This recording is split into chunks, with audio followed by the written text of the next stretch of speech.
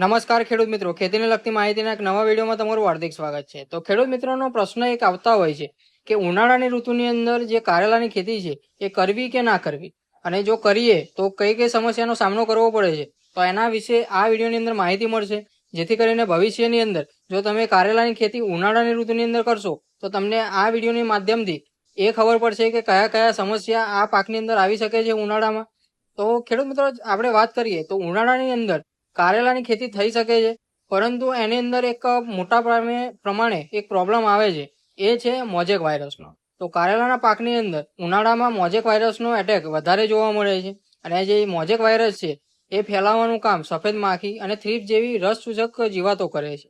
તો જો ખેડૂત મિત્રો તમારે પણ ઉનાળાની ઋતુની અંદર કારેલાની ખેતી કરવી હોય તો સ્ટાર્ટિંગમાંથી જે આ બંને જીવાતો છે, એટલે કે જે સફેદ માખી અને થ્રીપ્સ એટલે કે રસસૂચક જીવાતો છે, એના નિયંત્રણ સ્ટાર્ટિંગમાંથી જ રાખવું, જેથી કરીને આ પાકની અંદર મોઝેક વાયરસ ના આવે અને તમારો પાક અને એની અંદર ઉત્પાદન સારું મળે।